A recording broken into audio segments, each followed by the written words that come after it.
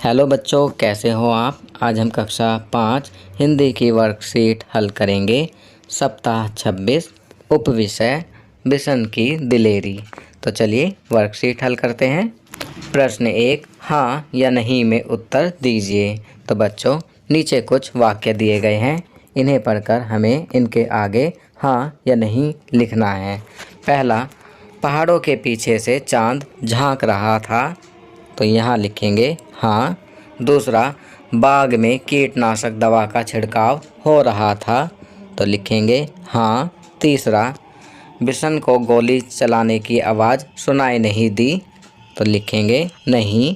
चौथा, घायल तीतर गेहूं की बालियों के बीच मरा पड़ा था, तो यहाँ लिखेंगे नहीं। पांचवा, बिशन के लिए आगे निकल भागने का रास्ता नहीं था, तो यहाँ लिखेंगे हाँ। चलिए आगे बढ़ते हैं। प्रश्न 2, दिए गए शब्दों में से सही अर्थ को छांटकर लिखिए। यहाँ बॉक्स में कुछ शब्द दिए गए हैं। घायल, कांटेदार, कीड़े मारने वाला, शांति, चिड़िया को रखने की छोटी जगह। हमें इन शब्दों को सही जगह लिखना है। पहला, कंटीला। कंटीला का अर्थ होता है कांटेदार। दूसरा, जख्मी, इसका अर्थ होता है घायल। तीसरा, कीटनाशक। कीटनाशक का अर्थ होता है कीड़े मारने वाला।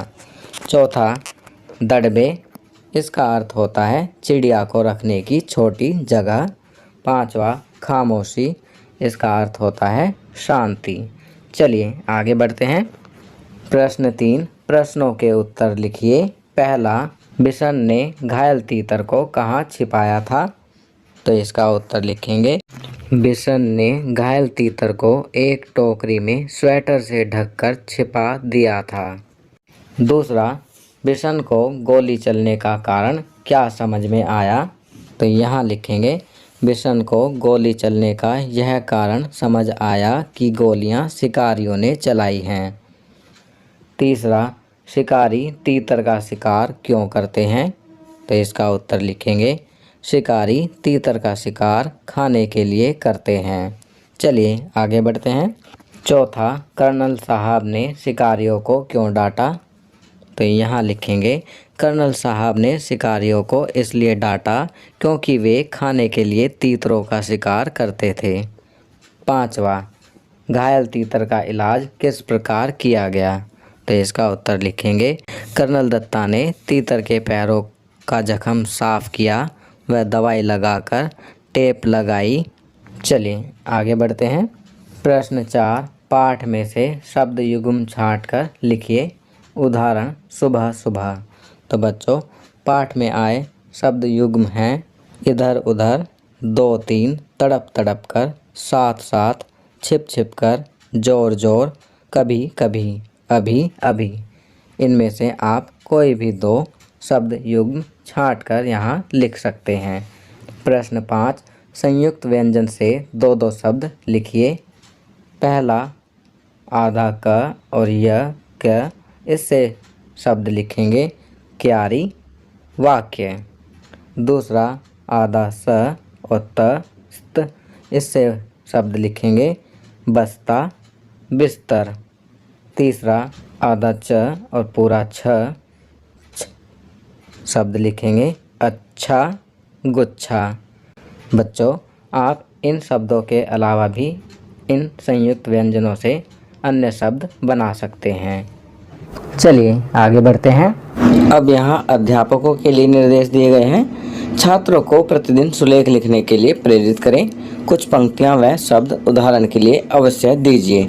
छात्र पाठ्यपुस्तक को पढ़ें व नए शब्दों का अभ्यास करें। तो बच्चों, आपको प्रतिदिन सुलेख लिखना है, कुछ नए शब्दों का अभ्यास करना है। तो यह कार्य आप स्वयं करेंगे। आप अपनी पाठ्यपुस्तक पढ़ेंगे, सुलेख लिखेंगे और नए शब्दों का अभ्यास करेंगे। चलिए आगे बढ़ते हैं।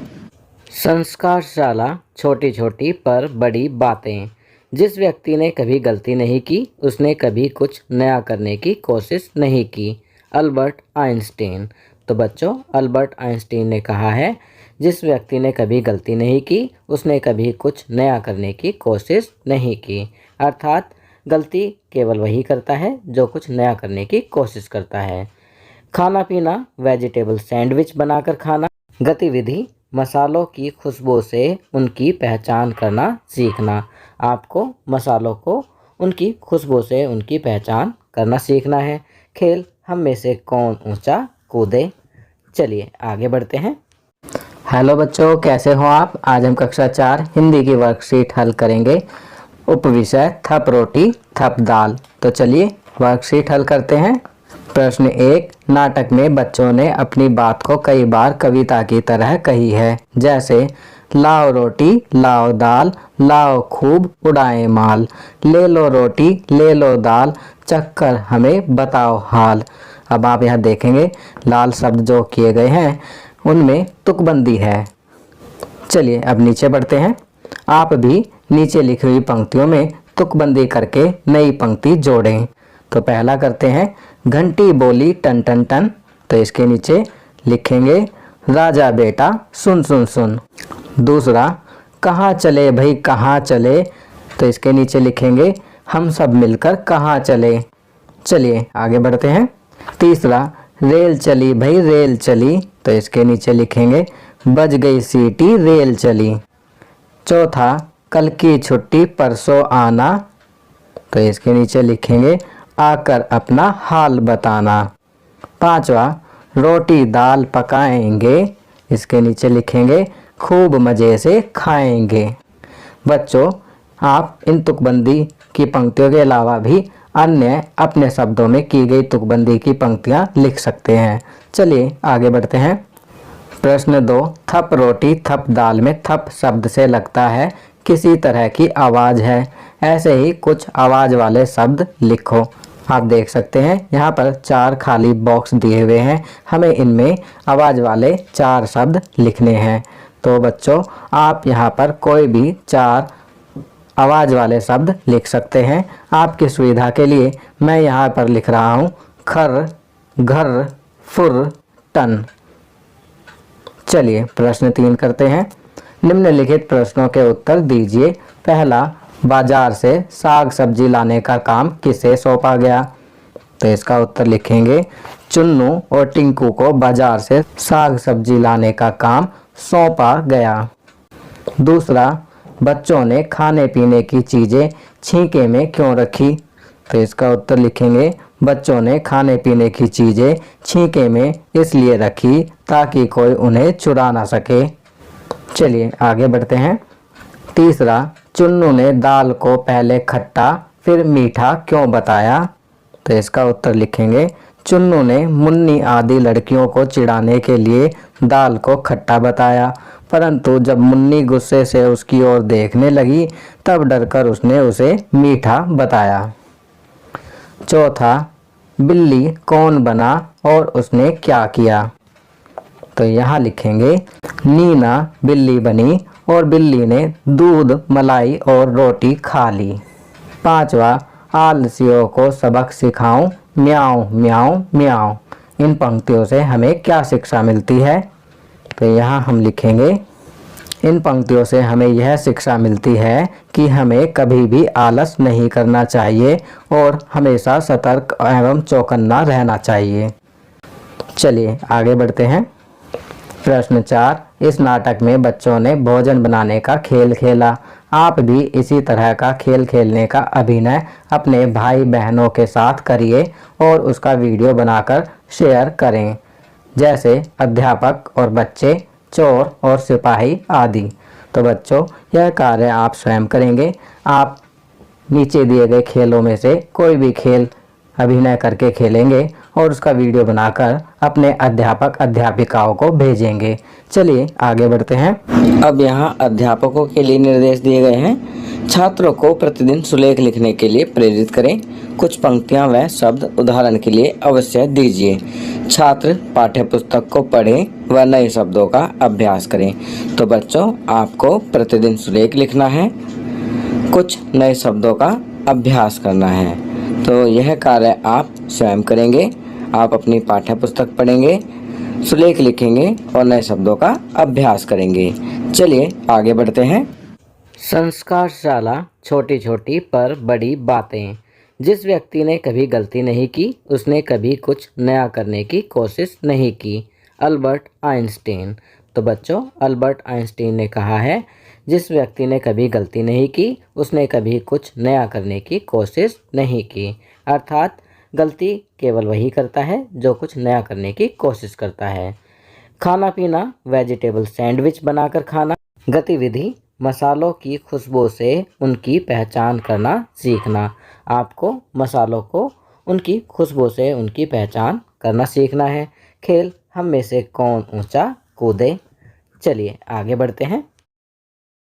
दैनिक दिनचर्या। निम्नलिखित आदतों को अपनी दिनचर्या में शामिल करें। अपने माता पिता का अभिवादन करके अपने दिन की शुरुआत करें। अपने दांतों को दिन में 2 बार ब्रश करें।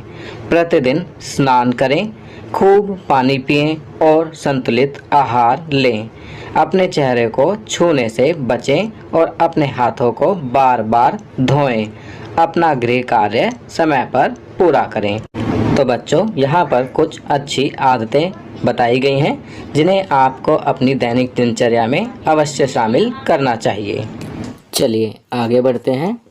भारत की स्वतंत्रता के 75वें वर्ष के अवसर पर की जाने वाली गतिविधि। बच्चों, यहाँ भारत की स्वतंत्रता के 75वें वर्ष के अवसर पर की जाने वाली गतिविधि दी गई है, जिसमें भगत सिंह से संबंधित 5 पंक्तियाँ लिखिए।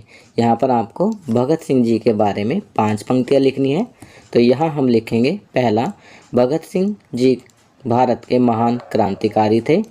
दूसरा, भगत सिंह का जन्म 28 सितंबर 1907 को पंजाब के बंगा गांव में हुआ था। तीसरा, भगत सिंह जी के पिता का नाम सरदार किशन सिंह जी और माता जी का नाम विद्यावती कौर था। चौथा, स्वतंत्र भारत की लड़ाई में इनकलाब जिंदाबाद का नारा भगत सिंह जी ने ही दिया था, जिसका अर्थ है क्रांति की जय हो। और 5वीं पंक्ति में लिखेंगे, भगत सिंह, सुखदेव और राजगुरु को 23 मार्च 1931 शाम को करीब 7:33 पर फांसी दे दी गई थी और इस तरह वे शहीद हो गए। तो बच्चों, यहाँ पर मैंने भगत सिंह जी के बारे में 5 पंक्तियाँ लिखी हैं।